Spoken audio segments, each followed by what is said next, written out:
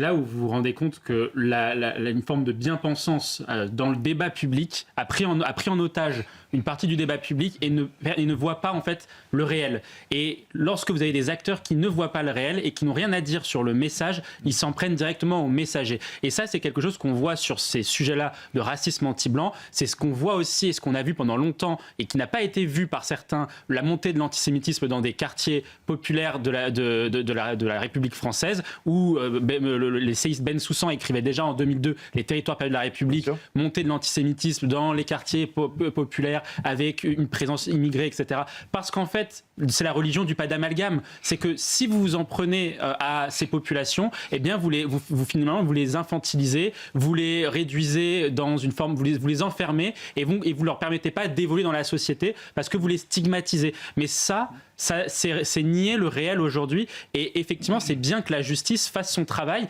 puisse ajouter à la peine encourue le caractère supplémentaire du racisme anti-blanc, parce que je pense que ça va créer un précédent judiciaire et donc un changement progressif des mentalités. Et donc certains médias, certains politiques, plus ou moins de gauche, ne pourront plus attaquer CNews ou d'autres chaînes parce que justement ils disent la vérité. Vous dites c'est nier le réel. Donc en fait ce qu'on comprend, Mathieu, un très court mot, parce que je ne suis pas du tout d'accord avec ce qui vient d'être dit. On dit souvent la prison c'est l'école de la récidive, mais quand vous regardez statistiquement aujourd'hui, moi j'aimerais bien qu'on ait et que les ministères de la Justice mettent à jour ces statistiques sur les statistiques de la récidive pour les peines alternatives à la prison, port de bracelet, etc.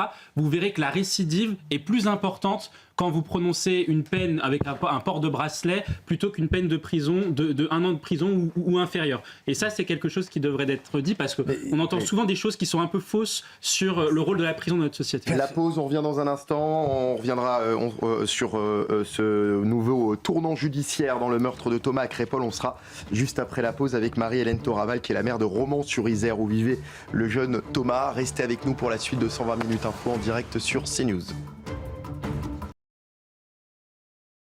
Je pense que c'est très important quand on n'est pas blanc non plus de prendre la parole sur ces sujets parce que c'est une réalité. On ne peut pas lutter contre l'antisémitisme et toutes les formes de racisme si on ne parle pas du racisme contre les blancs aujourd'hui dans un certain nombre de quartiers. On a pu le voir, au-delà même des quartiers, on a pu le voir d'ailleurs après l'élimination de l'équipe de France. Le joueur Lucas Digne avait fait l'objet, a été traîné dans la boue sur les réseaux sociaux, sur des faits justement, par des propos et des gens qui ont fait prospérer le racisme anti-blanc en disant que parce qu'il était blanc, c'était le fameux tout fragile entre guillemets. Tout ça, quand vous avez grandi dans un quartier populaire, vous savez que ça existe, tout le monde vous le dira, et une partie de la population de ces quartiers-là explique justement que c'est contre ça aussi qu'il faut se battre dans les quartiers. Et on va continuer à en parler évidemment tout au long de cette émission. Mais d'abord les incendies qui